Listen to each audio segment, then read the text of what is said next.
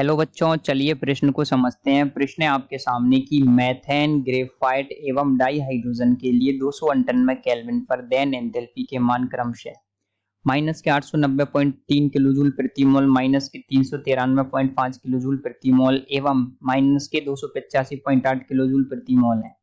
Methane की विचरण enthalpy क्या होगी?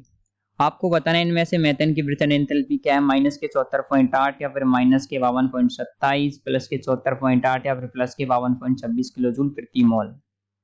तो इस प्रश्न की जो मुख्य अवधारणा है वो आपको पता होना चाहिए। इस प्रश्न की जो मुख्य अवधारणा है वो ये है कि आपको ये आना चाहिए कि विचरण एंथैल्पी क्या होती है। देखिए, विचरण एंथैल्पी आनी चाहिए आपको, तो मुख्य अवधारणा के हिसाब से आपको विचरण एंथैल्पी आनी चाहिए। तो आपको क्या आना चाहिए? देखिए, विचरण एंथैल्पी आनी चाहिए। विचरण एंथैल्पी क्या होती है, चलिए इसको समझते हैं। विचरण एंथैल्पी ये होती है कि किसी भी तत्व की यदि आपको विचरण एंथैल्पी निकालनी हो तो कैसे निकाली जाती है, चलिए देखते हैं। विचरण एंथैल्पी निकालने के लिए क्या किया जाता है? तो विचरण एंथैल्पी किसी भी तत्व की जो क्या होती है, उसके जो अवयवी यौगिक होते हैं, अवयवी तत्वों के किसी भी यौगिक को यदि बनाया जाता है तो उसके अवयवी तत्वों की सबसे स्थायी अवस्था या फिर जिसको आप संदर्भ अवस्था कहते हैं या फिर जिसको आप मानक अवस्था कहते हैं, संदर्भ अवस्था या फिर मानक अवस्था से तत्वों को प्राप्त किया जाता है ना, तो वो कहलाती है आपकी, क्या कहलाती है, उसकी विचरण एंथैल्पी। जैसे आपको मेथेन को प्राप्त किया जाता है तो मेथेन को प्राप्त कैसे किया जाता है? कार्बन से और साथ में हाइड्रोजन से।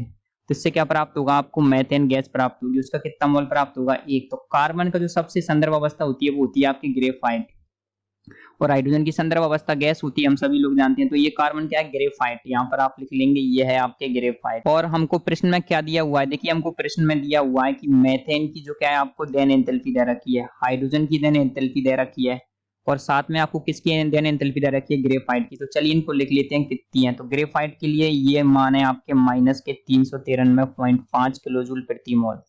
हाइड्रोजन के लिए ये मान दे रखा है आपके माइनस के 285.8 किलोजूल प्रति मोल, और मेथेन के लिए दे रखा है ये माइनस के 890.3।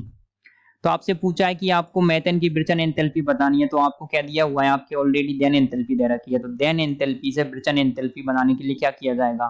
तो जो अभिकारकों की एंथैल्पी है ना, अभिकारकों की एंथैल्पी में से क्या किया जाएगा? अभिकारकों की देन एंथैल्पी में से उत्पाद की देन एंथैल्पी घटा देंगे। तो अभिकारकों की देन एंथैल्पी, अभिकारकों की देन एंथैल्पी माइनस उत्पाद की देन एंथैल्पी। तो आपको क्या करना है? अभिकारकों की देन एंथैल्पी में से उत्पाद की देन एंथैल्पी घटानी है। तो अभिकारकों में क्या है आपके? कार्बन।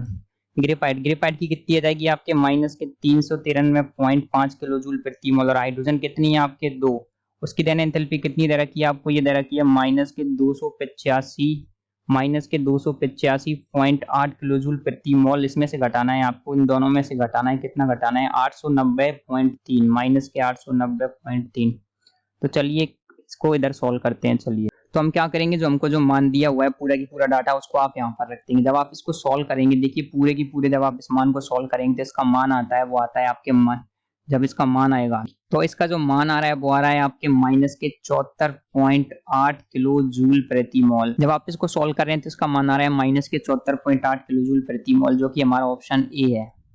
तो हमारे इस प्रश्न का सही उत्तर आएगा विकल्प ए। तो हमारे प्रश्न का सही उत्तर है विकल्प ए, माइनस के 74.8 किलो जूल प्रति मोल। तो आशा करते हैं आपको प्रश्न का उत्तर समझ आया होगा। धन्यवाद।